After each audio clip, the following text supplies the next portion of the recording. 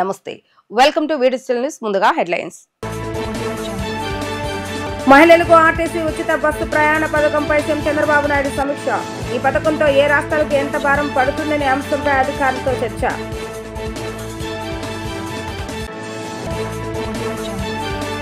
Harihara Veeramallu free release event లో పాల్గొన్న ఉప ముఖ్యమంత్రి పవన్ కళ్యాణ్ అన్నం పెట్టిన పరిశ్రమకు అండగా ఉంటానని వెల్లడి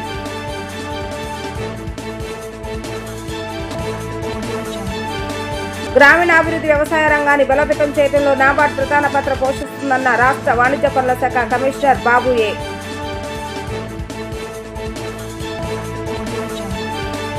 ఆగస్టు 15 నుంచి రాష్ట్రంలో మహిళలకు అమలు చేయనున్న ఆర్టీసీ ఉచిత బస్సు ప్రయాణ పథకాల మహిళలకు జీరో ఫేర్ టికెట్ ఇవ్వాలని సీఎం చంద్రబాబు నాయుడు అధికారులను ఆదేశించారు. ఎక్కడి నుంచి ఎక్కడకు ప్రయాణం చేస్తున్నారని ఇంకా ఉచిత ప్రయాణంతో ఎంత మేర వారికి డబ్బులు ఆదా అయ్యాయో అలానే 100% ప్రభుత్వం ఇస్తున్న రాయితీ వంటి వివరాలు టికెట్లో పొందుపరచాలని అధికారులకు సీఎం చంద్రబాబు నాయుడు సూచించారు.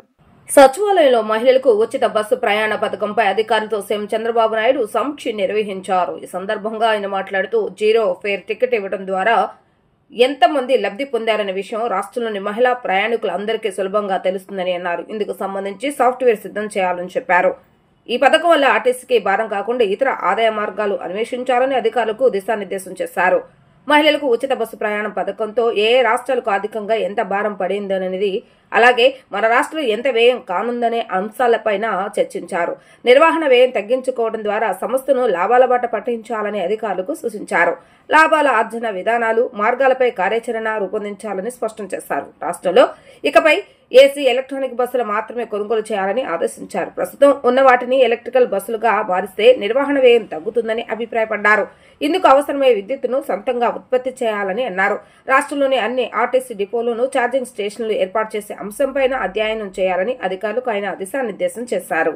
సినిమా రంగం నాకు అన్ని ఇచ్చిందని ఉప ముఖ్యమంత్రి పవన్ కళ్యాణ్ అన్నారు. సమాజంలో ఎన్ని తేడాలు ఉన్నా సినిమా అందరినీ ఒకటి చేస్తుందని తెలిపారు.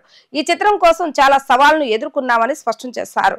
2 కోవిడ్ వేవ్లు, ఆర్థిక సమస్యలు, సృజనాత్మక ఒడిదొడుకులు వచ్చాయని గుర్తు చేశారు.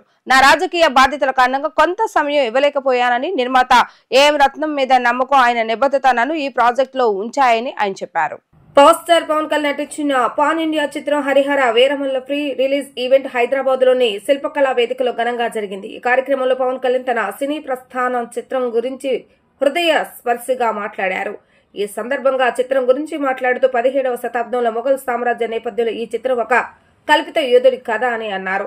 తాను చేసిన ఒక 20 నిమిషాల యాక్షన్ సన్నివేశం కథను మలుపు తిప్పేలాగా ఉంటుందని, దీనికి ఎంఎం కీరవాణి గారు 10 రోజులు సంగీతం సమకూర్చారని వెల్లడించారు. నిర్మాత ఏఎం రత్నంపై ప్రశంసలు కురిపిస్తూ రత్నం గారు తెలుగు సినిమా నాణ్యతను జాతీయ స్థాయికి తీసుకువెళ్లారని, ఈ చిత్రం కోసం ఆయన చూపిన చిత్తశుద్ధి నన్ను కట్టుపడేసిందని తెలిపారు. ఈ చిత్రంలో నిధి అగర్వాల్ కథానాయికగా నటిస్తుండగా బాబీ డియల్ ఔరంగజేబ్ పాత్రలో నటిస్తున్నారని అన్నారు. బాబీ డియల్ చాలా అద్భుతంగా నటించారు. ఆయనతో కలిసి పనిచేయడం ఆనందంగా ఉందని పేర్కొన్నారు. నేను రాజకీయాలకు వచ్చిన తర్వాత ఓ మంచి మిత్రుడు లభించాడు. ఆయనే కర్ణాటక మంత్రి ఈశ్వర్ ఖండ్రే. గతంలో పరిస్థితులు ఎలా ఉన్నాయో అందరికీ తెలుసు. భీమ్లా నాయక్ సినిమా టైంలో అన్ని సినిమాలకు టికెట్లు 100 రూపాయలు, ఆ పైన ఉంటే నా సినిమా టికెట్ 10-15కి అమ్మారు. అలాంటి పరిస్థితుల్లో కూడా మమ్మల్ని ఎవడ్రా ఆపేది అని చెప్పానని గుర్తు చేశారు. నేను ఎప్పుడు రికార్డుల కోసం ప్రయత్నించలేదని, సగటు మనిషిగా బతకటం ఒక్కటే నా కోరిక, నా గుండె మీ ఫ్యాన్స్ గురించే కొట్టుకుంటుందని ఆయన వ్యాఖ్యానించారు. 2 సంవత్సరాల క్రితం భీమ్లా నాయక్ రిలీజ్ అయినప్పుడు అందరి సినిమాలు 100లో ఉంటే పవన్ కళ్యాణ్ సినిమాలు 10 రూపాయలు 15 రూపాయలు చేశారు.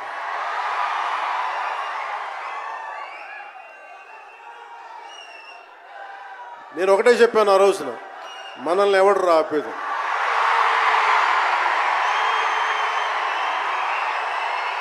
This is not about money, this is not about finance, this is not about records. This is about damn guts. This is about damn courage. This is about damn tenacity. We are here. We will stand by. We will serve justice.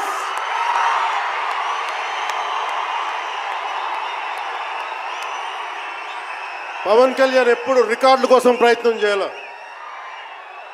Reluctant actor. మా బ్రహ్మానందం గారు చెప్పినట్టుగా నేనేం కోరుకోలే, నేను ఒక actor అవ్వాలని కోరుకోలే, సగటు మనిషిగా బతుకుదామన్న ఒక్క ఆలోచన తప్ప నాలో ఏం లేదు. ఎందుకు రీమేక్స్ చేశాను మీకు ఉంటుంది కదా. నా పార్టీని ఎవడు నడుపుతాడు? కొత్త కథలు తీస్తే ఎప్పుడో వెళ్ళిపోద్ది. నా భార్యని కానీ నా పిల్లల్ని కానీ ఎవరు పోషిస్తారు? నేనే పోషించుకోవాలి, దానికి డబ్బులు కావాలి, పార్టీ నడపాలి. వీటన్నిటికీ రీమేక్ అనేది నాకు కొంచెం ఈజీ దారి అయింది. సొంత సినిమాలు కొత్త సినిమాలు చేయలేక కాదు, వేరే దారి లేక. నాకు దేశం పిచ్చి, సమాజ బాధ్యత పిచ్చి, సినిమా మీద ఉన్న కరెక్టే నేనంటే మీకు పిచ్చి. అలాంటి నేను ఒక మంచి సినిమా రావాలని కోరుకుంటే అది రత్నం గారి ద్వారా వచ్చింది. కోరుకున్నాడు ఆయన, నీతోటి ఒక బలమైన సినిమా తీయాలని. ఏదో ఆయన కూడా ముందు రీమేక్ వచ్చారు, అవి అటు ఇటు తిరిగి యాక్చువల్గా క్రిష్ గారి వల్ల ఈ సినిమా వచ్చింది. ముందు జాగర్లమూడి క్రిష్ గారికి మనందరం ముందుగా కరతాళ ధ్వనుల ద్వారా చాలా బలంగా తెలియజేయాలి. ఆయన ఒరిజినల్ ఫౌండేషనల్ వర్క్ మీద ఇది ముందు. వ్యక్తిగత కారణాలు, కొన్ని ప్రొఫెషనల్ రీజన్స్ వల్ల మధ్యలో ఆయన వెళ్ళిపోవాల్సి వచ్చింది. ఈ సినిమాకి 2 కరోనా ఇది వచ్చినాయి, 2 కరోనా వేవ్స్ కొట్టినాయి. దాని మధ్యలో నలిగిపోయింది సినిమా. అలాంటి సమయంలో ఒక ఆస్కర్ విన్నర్ ఎక్కడో మనం ఆంధ్రప్రదేశ్లో చిన్న బడ్జెట్లో సినిమా తీస్తే మన బడ్జెట్స్ ఎంత ఉంటాయి? 10 కోట్లు 15. అలాంటి సినిమాల నుంచి సంగీత దర్శకత్వం వహించి మనం పెట్టే నాటు నాటు నాటు అనే పాట ప్రపంచమంతా ఉర్రూతో లూగిస్తుంది అనేది తెలియజేశారు కీరవాణి గారు. అలాంటి కీరవాణి గారు నేను ఈ సినిమాని ఎన్నిసార్లు చేసే పరిస్థితుల్లో నిజంగా ప్రతిసారి నాకు నిరుత్సాహం ఉండేది. నాకు తెలుస్తూ ఉంటుంది కదా, నిస్పృహ వచ్చినప్పుడల్లా ఆయన ఏదో ఒక ట్రైలర్ రిలీజ్ అయ్యేది, ఆయన మ్యూజిక్ చూస్తే మళ్ళీ ఒక ఉత్సాహం వచ్చేది, ఒక ప్రాణవాయువు నింపేది. సార్ ఈ సినిమాకి ఈ రోజున ఇంత బలంగా ఆత్మవిశ్వాసంతో ఉన్నామంటే you are the hero sir, you are the true hero sir for us. Without కీరవాణిజీస్ music this is not Harihara Veeramal. ఈరోజు హరిహర వీరమల్ బలంగా ఉంది అంటే it's only the dedication and the kind of effort he has put into the film is truly commendable and truly admirable, sir. We are truly grateful to you, sir. మధ్యలో వారి నాన్నగారిని కోల్పోయి ఆ సమయంలో కూడా మనస్ఫూర్తిగా ఆయనకి ఆ బ్యాక్గ్రౌండ్ స్కోర్ ఇచ్చినందుకు, సొంత తండ్రిని కోల్పోయి కూడా ఇచ్చినందుకు మరోమారు వారికి ప్రత్యేకంగా కీరవాణి గారి టీంకి, కీరవాణి గారి గాయకులకి, వారి రికార్డింగ్ టీంకి, వారి ఇంజనీరింగ్ డిపార్ట్మెంట్కి, ప్రతి ఒక్కరికి నా హృదయపూర్వక ధన్యవాదాలు. అలాగే పాపం నేను పొద్దున కూడా చెప్పాను, ఈ సినిమాకి ఎవరన్నా సరే ఎంతోమంది క్యాస్టింగ్ ఉన్నారు ఈ రోజున. విచిత్రంగా నేను, నిధి అగర్వాల్ తప్ప ఇంకెవరు లేరు. మన భరణి గారు, రఘు గారు, చాలా మేజర్ క్యాస్టింగ్ ఉంటే ఎవరు లేరు. దానికి ఈ సినిమాని ఇన్ని రోజుల దాకా, గత నెల రోజుల నుంచి ఒంటి చేత్తోటి జనం మధ్యలో ఉండేలాగా నిధి అగర్వాల్ గారికి మనస్ఫూర్తిగా నేను ఆవిడని చూసి సిగ్గు తెచ్చుకొని నేను కూడా ఈ రోజున మాట్లాడాను. అంటే నువ్వు ఎంత ఉప ముఖ్యమంత్రి అయినా, అంటే ఢిల్లీకి రాజైనా తల్లి కొడుకేలాగా నువ్వు ఎంత ఉప ముఖ్యమంత్రి అయినా నువ్వు ఈ సినిమాకి హీరోవి అని చెప్పుకొని నేను ఆవిడని చూసి సిగ్గు తెచ్చుకొని నేను కూడా మీడియా ఇంటరాక్షన్ చేశాను. రేపు కూడా చేయబోతున్నా, ఎల్లుండి కూడా చేయబోతున్నా. అలాగే నాకు బాబీ డియోల్ గారు, నేను చిరంజీవి గారు షూటింగ్స్ ఉన్నప్పుడు మన ధర్మేంద్ర గారితో చూసేవాడిని ఊటీలో. అలాంటి Bobby Deol acted as Aurangzeb, tyrant ruler. అలాంటి brilliant performance by Bobby Deol. I truly grateful to Bobby Deol for accepting this role. గ్రామీణాభివృద్ధి, వ్యవసాయ రంగాన్ని బలోపేతం చేయడంలో నాబార్డ్ ప్రధాన పాత్ర పోషిస్తుందని రాష్ట్ర వాణిజ్య పనుల శాఖ ప్రధాన కార్యదర్శి బాబు ఏ తెలిపారు. ఇప్పటికే ప్రాథమిక వ్యవసాయ సహకార సంఘాలను కంప్యూటరీకరణతో ముందుకు వెళ్లడం జరుగుతుందని, రాబోయే రోజుల్లో ఈ ఆడిటింగ్ చేసే విధంగా వెళ్లే అవకాశాలున్నాయని అన్నారు. విజయవాడలోని ఆంధ్రప్రదేశ్ ప్రాంతీయ రాష్ట్ర కార్యాలయంలో నాబార్డ్ 44వ వ్యవస్థాపక దినోత్సవాన్ని ఘనంగా నిర్వహించింది. ఈ కార్యక్రమానికి రాష్ట్ర వాణిజ్య పనుల శాఖ ప్రధాన కమిషనర్ బాబు ఏ ముఖ్య అతిథిగా పాల్గొన్నారు. ఈ సందర్భంగా బాబు ఏ మాట్లాడుతూ గ్రామీణ భారతదేశ అభివృద్ధిలో ప్రతి దశలోనూ నాబార్డు సహకారం ఉందని తెలిపారు. సహకార రంగాన్ని ఆధునీకరించడంలో డిజిటలైజేషన్ లో చేసిన సహకారాన్ని కొనియాడారు. 26 జిల్లాలన్నింటిలో సహకార సంస్థల బలోపేతం కోసం మరింత సమన్వయం అవసరమని అన్నారు. దేశంలోనూ రాష్ట్రంలోనూ ప్రతి రంగంలోనూ అభివృద్ధికి నాబార్డు సహకారం తప్పనిసరిగా ఉంటుందన్నారు. అమరావతి రాజధానిలో నాబార్డు కేంద్ర కార్యాలయానికి అవసరమైన స్థలాన్ని రాష్ట్ర ప్రభుత్వం ఇప్పటికే కేటాయించిందని అన్నారు. దేశ జీడీపీకి వ్యవసాయ రంగం నుంచి ఎక్కువ మొత్తంలో ఆంధ్రప్రదేశ్ రాష్ట్రం నుంచి వస్తుందన్నారు.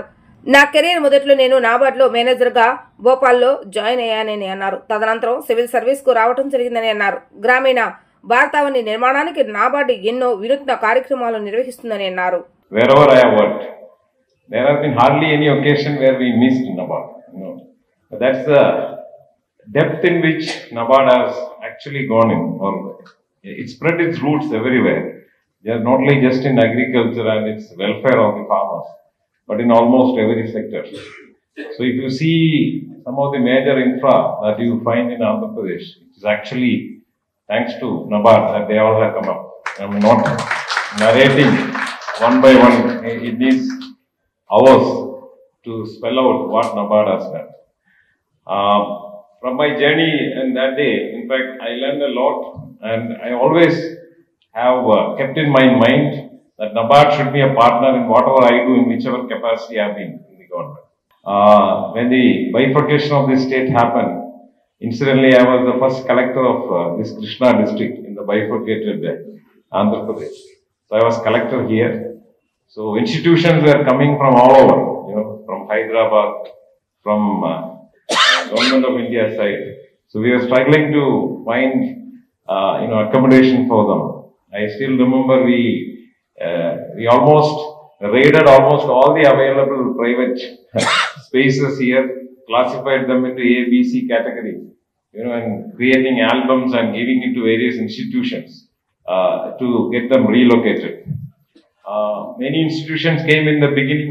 However, some of them took some time, but when they came as one of the best, with best transformation. In fact, NABARD and RBI are classic examples of that. The same building, and that too, I believe that these are some of the best offices in the public sector that you can find in this state. And I think by the time you celebrate 45th or 46th foundation, an iconic building should be coming up in Amaravati. So we have been behind that. I think the land is already allotted. It is in the design stage. Similarly, APCOM, the designing is also over. An iconic building is going to come up. Similarly for Reserve Bank of India. So we will be handholding all the institutions here. This is now your major hub, this building. But tomorrow your major hub should be in Amaravati. We will handle all of you towards that. The state government and institution like NABARD coming together. For the first time I am seeing a kind of a cooperative environment in the cooperative sector. All of them coming together and working for the root institutions. In fact, today, earlier when we speak about PAX, only those people who used to be in this area used to know what a PAX is. So now you speak about PAX in Delhi or any other institution, every single person knows. That's the kind of importance that is being given. కూటమి ప్రభుత్వం విద్యారంగానికి ఇచ్చిన హామీలను అమలు చేయడంలో పూర్తిగా విఫలమైందని ASF రాష్ట్ర ఉపాధ్యక్షుడు సాయి కుమార్ విమర్శించారు. తల్లికి వందనం పథకం కింద న్యాయమైన అర్హతలు ఉన్నవారిని కూడా కూటమి ప్రభుత్వం విస్మరించాయని ఆరోపించారు. అర్బన్ ప్రాంతాల్లో 12,000 కన్నా ఎక్కువ ఆదాయం ఉన్నవారికి పథకాన్ని నిలిపివేశారని అన్నారు. దాసర్ భవన్ లో నిర్వహించిన విలేకరుల సమావేశంలో ఏఎస్ఎఫ్ రాష్ట్ర ఉపాధ్యక్షుడు సాయి కుమార్ మాట్లాడుతూ ప్రభుత్వం విద్యారంగ అభివృద్ధికి ఒక్క హామీని కూడా నెరవేర్చలేదని ఆరోపించారు. గురుకులాలు, ఐఐటీలకు పర్మనెంట్ బిల్డింగ్లు లేక విద్యార్థులు తీవ్ర ఇబ్బందులు పడుతున్నారని చెప్పారు. అద్దెలు కట్టలేక కొన్ని చోట్ల హాస్టల్ను మూసివేసిన పరిస్థితి ఉందని అన్నారు. తల్లికి వందన పథకం కింద న్యాయమైన అర్హతలు ఉన్నవారికి కూడా కూటమి ప్రభుత్వం విస్మరించిందని ఆరోపించారు. అర్బన్ ప్రాంతాల్లో 12,000 కన్నా ఎక్కువ ఆదాయం ఉన్నవారికి పథకాన్ని నిలిపివేశారని అన్నారు.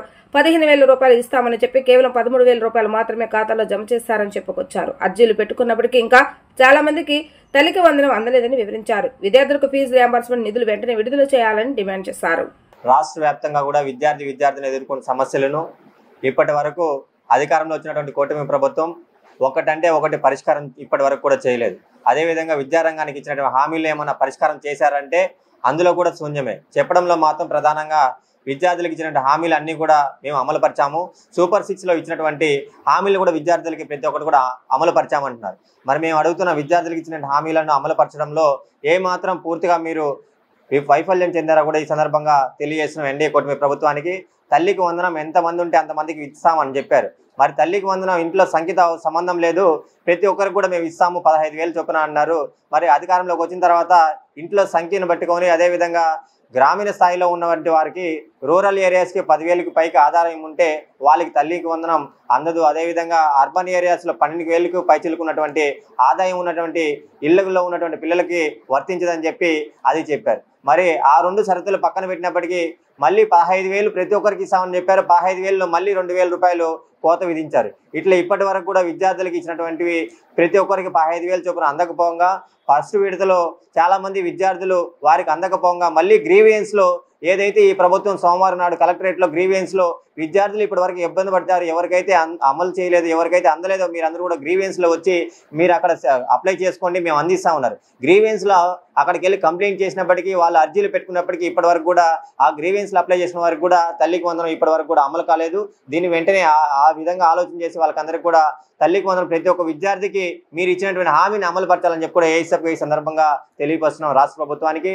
మరి ముఖ్యంగా గురుకుల పాఠశాలలు కావచ్చు, త్రిబుల్ ఐటీలు కావచ్చు, ఇలాంటి కళాశాలలన్నీ కూడా మొత్తానికి పూర్తి స్థాయిలో బిల్డింగ్లు పర్మనెంట్ బిల్డింగ్ లేనందుగా కారణంగా వాళ్ళందరూ కూడా పర్మనెంట్ బిల్డింగ్స్ లేకపోగా అద్దె భవనాల్లో నిర్వహించి తరగతులు నిర్వహించేవారు.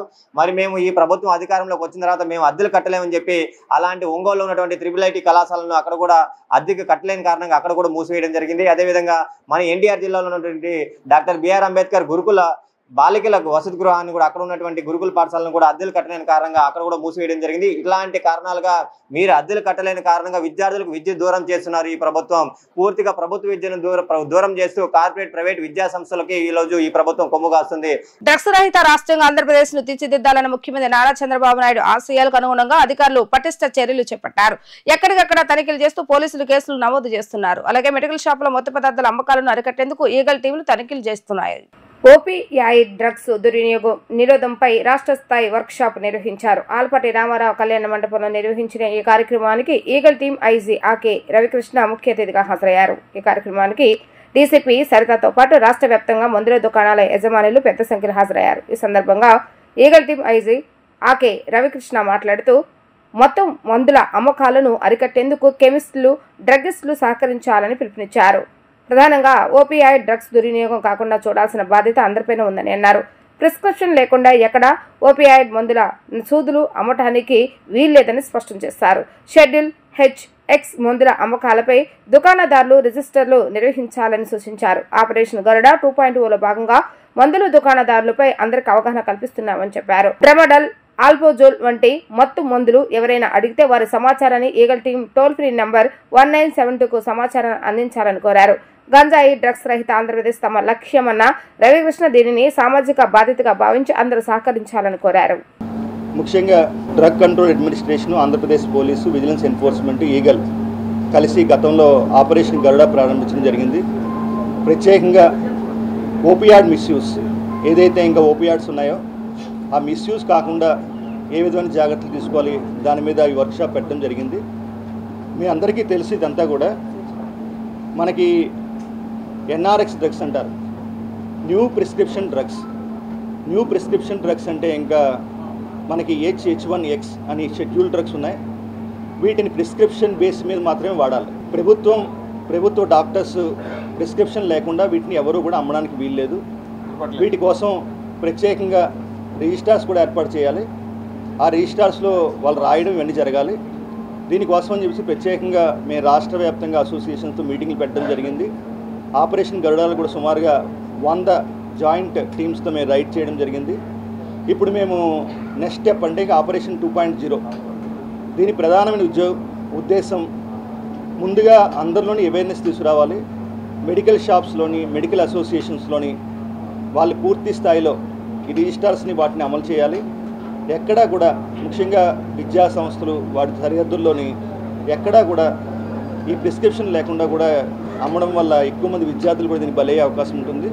కాబట్టి మేము అందరం కూడా అందరికీ విజ్ఞప్తి చేస్తున్నాం. ఈ ప్రత్యేకంగా ప్రిస్క్రిప్షన్ డ్రగ్స్ అన్నింటినీ కూడా ప్రిస్క్రిప్షన్ లేకుండా ఎవరు అమ్మొద్దని, ప్రత్యేకంగా అందరూ కూడా బాధ్యతగా మన సమాజాన్ని కాపాడడం కోసం ఎక్కడా కూడా ఈ నీడిల్స్ కానీ, ప్రత్యేకంగా ఈ 41 టైప్స్ ఆఫ్ డ్రగ్స్ ఉన్నాయి, ట్రెమడాలు, అదేవిధంగా కొడైన్ ఫాస్ఫేట్ సిరప్స్, ఇటువంటి రకాలన్నీ కూడా వాటిని ఎట్టి పరిస్థితుల్లో కూడా ప్రిస్క్రిప్షన్ లేకుండా అమ్మొద్దని ప్రత్యేకంగా విజ్ఞప్తి చేస్తున్నాం. ఈ వర్క్షాప్లో మెయిన్గా ఈ narcotics, ganja related products, opioids వీటన్నిటినీ ప్రిస్క్రిప్షన్ లేనిదే ఎవరికి అమ్మకూడదు.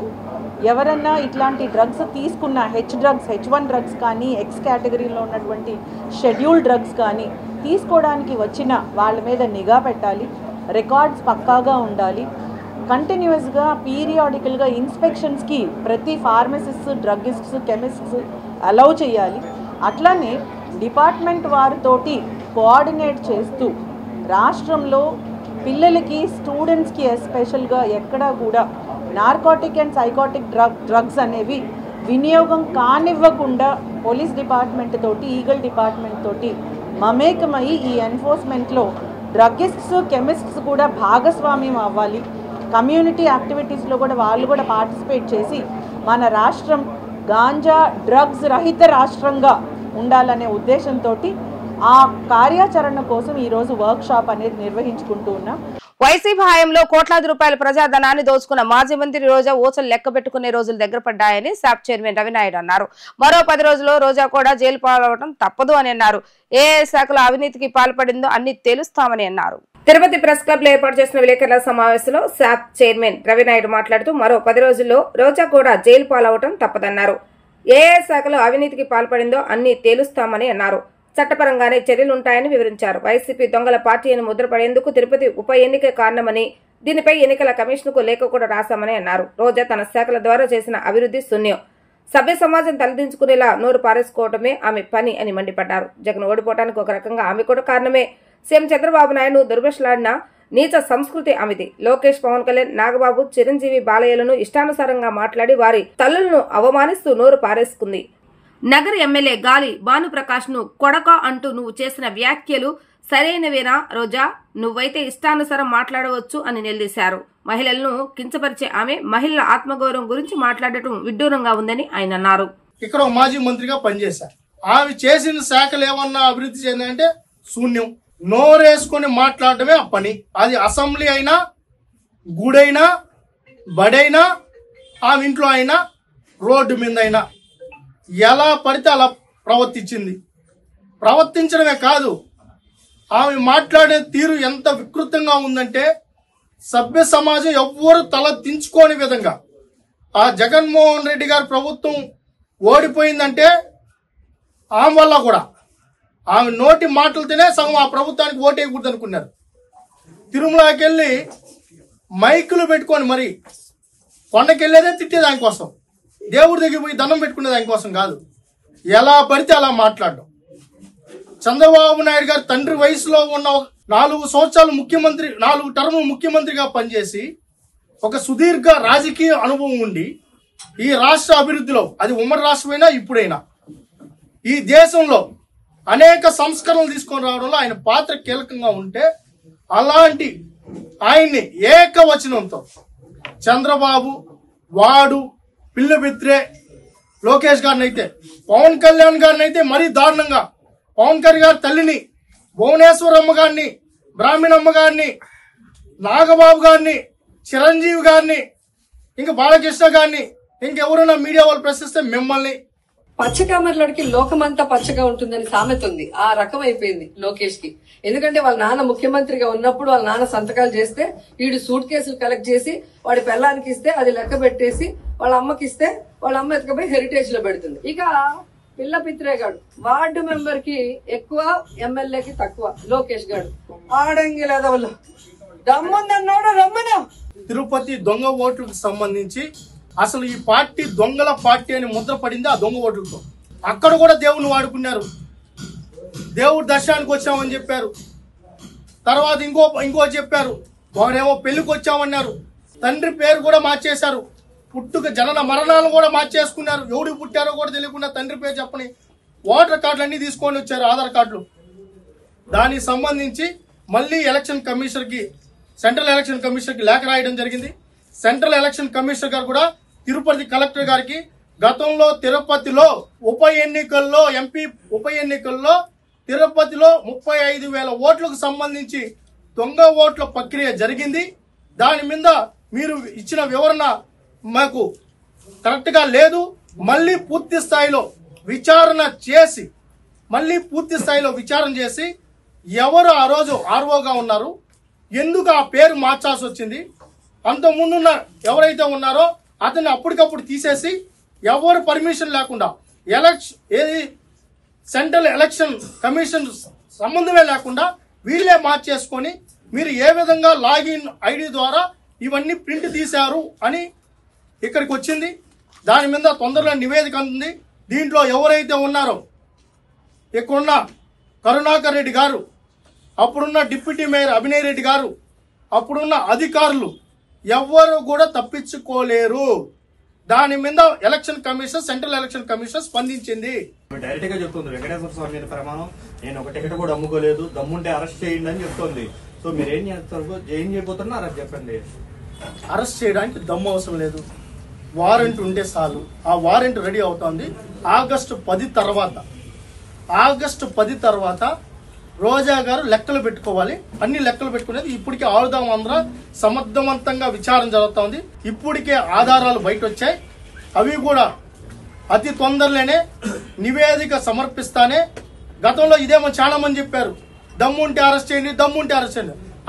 ఈరోజు ఎవరైతే తప్పులు చేశారో వాళ్ళందరూ దేశాలు వదిలి పరిగెత్తాలని అందరూ ఎయిర్పోర్ట్ లో దొరుకుతున్నారు. మరి ఎయిర్పోర్ట్లు ఎందుకు, ఇంట్లో ఉండొచ్చు కదా. మరి కోర్టులకు ఎందుకు పోతున్నారు? బెయిల్ కి అప్లై ఎందుకు చేసుకుంటున్నారు? ఎందుకు పరిగెత్తున్నారు దేశాలు దాటిపోయడానికి? ఈరోజు రోజా గారు కూడా నాకు తెలిసి ఇంకొక 10 రోజుల్లో ఏదో ఒక ఎయిర్పోర్ట్ లో ఆమె వెళ్ళేది మీకు కనిపిస్తుంది. అది 10 రోజులు కావచ్చు, 15 రోజులు కావచ్చు, అది ఆగస్టు 10 తర్వాత ఏ రోజైనా కావచ్చు. ఎవరిని వదిలిపెట్టం, టీటీడీ దర్శనాలు వదిలిపెట్టం, ఆర్ధవాంధ్రాది వదిలిపెట్టం, టూరిజంలో చేసిన దోపిడీని వదిలిపెట్టం, ఆమె నియోజకవర్గంలో చేసిన దోపిడీని వదిలిపెట్టం, ఏపీఐసీసీలో ఆమె కుంట్రోలు వెలగబెట్టింది, దాన్ని వదిలిపెట్టం. కృష్ణానది ఎగువ ప్రాంతాల నుండి భారీగా వరద నీరు ప్రకాశం బ్యారేజీకి తరలి వస్తుంది. జిల్లాలో కురిసిన వర్షాలకు తోడు బ్యారేజీ ఎగువ ప్రాంతాలు ఉన్న ప్రాజెక్టుల నుండి వరద నీరు విడుదల చేయడంతో ప్రస్తుతం ప్రకాశం బ్యారేజీ వద్ద ఇన్ అవుట్ ఫ్లోలు 21,000 క్యూసెక్లుగా ఉంది. ఎగువ ప్రాంతాల నుండి ప్రస్తుతం బ్యారేజీకి 20,748 క్యూసెక్ల వరద నీరు వస్తుండగా సాగునీటి అవసరాల కోసం 2,623 క్యూసెక్ల నీటిని కృష్ణా తూర్పు పశ్చిమ కాలువల ద్వారా విడుదల చేస్తుండగా మిగులు జలాలు 18,125 క్యూసెక్ల నీటిని సముద్రంలోకి విడుదల చేస్తున్నారు. రెండో విడత ల్యాండ్ పుల్లింగ్ పై ఎవరు అభ్యంతరం చెప్పలేదని, ల్యాండ్ పుల్లింగ్ పై వచ్చే కేబినెట్ లో చర్చిస్తామని ఆంధ్రప్రదేశ్ మంత్రి నారాయణ వ్యాఖ్యానించారు. సబ్ కమిటీలో మాట్లాడిన తర్వాత ల్యాండ్ పుల్లింగ్ పై ముందుకు వెళ్తామని చెప్పుకొచ్చారు. అమరావతి క్యాపిటల్ సిటీలోని లీగల్ టెక్నికల్ సమస్యలన్నీ పరిష్కరించామని తెలిపారు. అమరావతిలో మంత్రి నారాయణ పర్యటించారు. రాజధానిలో జరుగుతున్న పనులను పరిశీలించారు. ఈ సందర్భంగా అధికారులకు కీలక ఆదేశాలు జారీ చేశారు. అనంతరం మీడియాతో మంత్రి నారాయణ మాట్లాడుతూ 360 కిలోమీటర్ల ట్రంక్ రోడ్డుకు టెండర్లు పిలిచామని పేర్కొన్నారు. ఎమ్మెల్యే మంత్రుల బంగ్లాలు పరిశీలించామని చెప్పారు. మంత్రి నారాయణ ఎమ్మెల్సీలకు 12 టవర్లు కేటాయించామని మొత్తం 288 అపార్ట్మెంట్లు అమరావతిలో ఏర్పాటు చేస్తున్నట్లుగా వివరించారు. ఆల్ ఇండియా సర్వీసెస్ అధికారులకు 6 టవర్ల నిర్మాణం జరుగుతుందని తెలిపారు. గ్రౌండ్ ఫ్లోర్ దాదాపు పూర్తయిందని, నాన్ గెజిటెడ్ అధికారుల టవర్ల నిర్మాణం కూడా దాదాపు పూర్తయిందని వెల్లడించారు. హ్యాపీనెస్ లో 6 టవర్లు ఏర్పాటవుతున్నాయని వివరించారు. వచ్చే మార్చి 31వ తేదీలో ఆయా నిర్మాణాలు పూర్తి కావాలని అధికారులను ఆదేశించారు. ఆల్ ఇండియా సర్వీస్ అధికారుల టవర్లు ఈ ఏడాది డిసెంబర్లోగా పూర్తి అవుతాయని, ఐకానిక్ టవర్ డివిజన్లు కూడా దాదాపు పూర్తి అయ్యాయని చెప్పుకొచ్చారు. ఇవాళ నార్మల్ పోస్టల్ బృందం అమరావతికి వస్తున్నారని, వారితో ఐకానిక్ టవర్ల డిజైన్లపై చర్చిస్తామని తెలిపారు. 75 కంపెనీలకు భూ కేటాయింపు జరిగిందని, డిసెంబర్ చివరిలోగా అన్ని పనులు పూర్తి చేసి ప్రారంభిస్తామని చెప్పారు. గత జగన్ ప్రభుత్వం రైతులు కాంట్రాక్టర్లను ఇబ్బంది పెట్టిందని ఆయన విమర్శించారు. ఈరోజు తీసుకుంటే అమరావతి క్యాపిటల్ సిటీలో ఎమ్మెల్యేలు ఎమ్మెల్సీలకి దాదాపు 12 టవర్లు 288 హౌసెస్ కడుతున్నాం. 288 అపార్ట్మెంట్స్, 12 టవర్లు. అదేవిధంగా ఆల్ ఇండియా సర్వీసెస్ ఆఫీసర్స్కి, ఐఏఎస్ ఆఫీసర్స్కి, వాళ్ళకి ఐపీఎస్ ఆఫీసర్లకి 6 టవర్లు, 144 అపార్ట్మెంట్స్. ఇవి కూడా దాదాపు అయిపోయింది. మనం అక్కడే ఉన్నాం. ఇప్పుడు మనం ఉండేది అక్కడే. ఫినిషింగ్ కూడా అయిపోయింది. ఇంటర్నల్గా కొంత ఫర్నిచర్ని దాన్ని సెట్ చేస్తున్నారు. ఇవి కూడా దాదాపు 75% వరకు స్ట్రక్చర్ అయిపోయింది. గ్రౌండ్ ఫ్లోర్, ఫస్ట్ ఫ్లోర్ దాదాపు పూర్తయింది. కొన్ని మాత్రం యాక్చువల్గా చేయాల్సింది ఉంది. అదేవిధంగా నాన్ గెజిటెడ్ ఆఫీసర్స్కి 21 టవర్స్, 1968 అపార్ట్మెంట్లు. ఇవి కూడా షీర్వాల్ టెక్నాలజీలో స్ట్రక్చర్ ఆల్మోస్ట్ 90% అయింది. ఒక 10% మిగిలింది. అదేవిధంగా టైప్ 1, టైప్ 2 గెజిటెడ్ ఆఫీసర్స్కి 8 టవర్లు, దాదాపు అవి 700. అవి కూడా యాక్చువల్గా స్ట్రక్చర్ అయిపోయింది. షీర్వాల్ టెక్నాలజీ స్ట్రక్చర్స్ కొద్దిగా గ్యాప్స్ ఉంది, ఫినిషింగ్స్ మొదలు పెడుతున్నారు. అదేవిధంగా గ్రూప్ డీలో 6 టవర్స్, 720 అపార్ట్మెంట్లు. దాంట్లో మరొక 2 ఫ్లోర్లు స్లాబ్స్ చేయాల్సింది. అదేవిధంగా హ్యాపీనెస్ తీసుకుంటే 6 టవర్లు, 1200 అపార్ట్మెంట్స్, అది ఫౌండేషన్ స్టేజ్లో ఉంది. ఏది ఏమైనప్పటికీ ఇప్పుడు అధికారులు చెప్పే ప్రకారం, ఏజెన్సీ చెప్పే ప్రకారం ఇవన్నీ కూడా మార్చి 31 లోపల కంప్లీట్ కావాలని టార్గెట్ ఇచ్చాం. ఈ ఏదైతే ఐఏఎస్ ఆఫీస్ సంబంధించిన ఈ యొక్క అపార్ట్మెంట్లు కావచ్చు, ఎమ్మెల్యేలు, ఎమ్మెల్సీకి సంబంధించినవి, ఇవన్నీ అయితే డిసెంబర్ ఎండింగ్కి అయిపోతాయి. డిసెంబర్ ఎండింగ్కి ఆ విధంగా యాక్చువల్గా ఒక టార్గెట్ ఓరియంట్గా చేస్తున్నారు. ఈ అమరావతి క్యాపిటల్ సిటీలు ఏదైతే 3 సంవత్సరాల్లో పూర్తి చేస్తామని చెప్పామో 100కి 100 పాళ్ళు 3 సంవత్సరాల్లో పూర్తవుతుంది. అదేవిధంగా టవర్స్, ఐకానిక్ టవర్స్ వరకు కూడా స్టార్ట్ చేశారు. ఐకానిక్ టవర్స్ కూడా దానికి సంబంధించి డిజైన్స్ కూడా నార్మన్ ఫాస్ట్ అండ్ పార్ట్నర్స్ ఆ డిజైన్స్ని ఆల్మోస్ట్ పూర్తిగా ఇచ్చారు. ఇంకా కొన్ని చిన్నవి ఉంటే ఐ థింక్ వాళ్ళ టీమ్స్ ఇవాళ వస్తున్నారు. ఇవాళ నార్మన్ ఫాస్టర్ టీమ్స్ ఈరోజు విజయవాడ వస్తున్నారు. మన అధికారులతో కూర్చొని డిస్కస్ చేసి, ఎందుకంటే ఆ టవర్స్ ఏదైతే ఉన్నాయో ఆ టవర్స్ని యాక్చువల్గా ఐఐటి చెన్నై, ఐఐటి హైదరాబాద్ వాళ్ళకి ఇచ్చాం. వెరిఫై చేసి చెప్పని, నీళ్ళల్లో ఉన్నప్పుడు స్టడీ చేసి చెప్పారు, ఎటువంటి ఇబ్బంది లేదన్నారు. నీళ్లు తీసేసిన తర్వాత మళ్ళీ స్టడీ చేసి చెప్పారు. వాళ్ళ గైడ్లైన్స్ ప్రకారం ఈరోజు Norman fast and partners plus agencies కలిసి డిస్కస్ చేసుకొని దాన్ని కూడా ముందుకు తీసుకుపోవడం జరుగుతుంది. 72 డిఫరెంట్ కంపెనీస్కి ల్యాండ్స్ ఇచ్చాం. ఈ మధ్య ముఖ్యమంత్రి గారు వాళ్ళందరినీ పిలిపించమంటే వాళ్ళందరినీ ముఖ్యమంత్రి గారి దగ్గర పిలిపించాం. వాళ్ళందరూ కూడా ఏ రోజు స్టార్ట్ చేస్తారు, ఏ రోజు స్ట్రక్చర్ అవుతుంది, ఏ రోజు ఫినిషింగ్ అవుతుందని వాళ్ళ దగ్గరే యాక్చువల్గా సీఎం గారి సమక్షంలో అగ్రిమెంట్ తీసుకోవడం జరిగింది. వాళ్ళందరూ కూడా డిసెంబర్ ఎండింగ్ లోపల వాళ్ళ వర్క్ స్టార్ట్ చేస్తామన్నారు. అంటే ఈ నెలలో కొంత రెయినీ సీజన్ ఉంటాం, నెక్స్ట్ మంత్ 5వ తేదీ 15వ తేదీ దాకా కూడా రెయినీ సీజన్ ఉండటం వల్ల కొద్దిగా ఇబ్బంది అవుతుంది. రెయినీ సీజన్ బాగానే మెజారిటీ స్టార్ట్ చేస్తామన్నారు. గత ప్రభుత్వం ఎన్ని ఇబ్బందులు పెట్టినా రైతు సోదరులు ఇబ్బంది పెట్టింది, కాంట్రాక్టులను ఇబ్బంది పెట్టింది. వాళ్ళ కాంట్రాక్ట్స్ క్లోజ్ చేసి ఉంటే కొంత ఇబ్బంది ఉండేది కాదు. అనేక ఇబ్బందులు పెట్టినా అన్ని ఇబ్బందులు ఓవర్కమ్ అయ్యి ఈరోజు అమరావతి క్యాపిటల్ సిటీ ముందుకు పోతుంది. ఖచ్చితంగా 3 సంవత్సరాలు ఇది పూర్తి చేయడం జరుగుతుంది. వార్తలు ముగించే ముందు హెడ్లైన్స్ మరొకసారి. మహిళలకు ఆర్టీసీ ఉచిత బస్సు ప్రయాణ పథకంపై సీఎం చంద్రబాబు నాయుడు సమీక్ష. ఈ పథకంతో ఏ రాష్ట్రాలకు ఎంత భారం పడుతుందనే అంశంపై అధికారులతో చర్చ.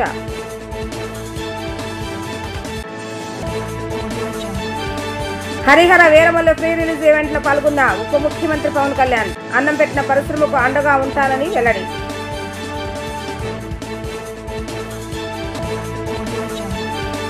గ్రామీణాభివృద్ధి వ్యవసాయ రంగాన్ని బలోపేతం చేయడంలో నాబార్డ్ ప్రధాన పాత్ర పోషిస్తుందన్న రాష్ట్ర వాణిజ్య పనుల శాఖ కమిషనర్ బాబు ఏ.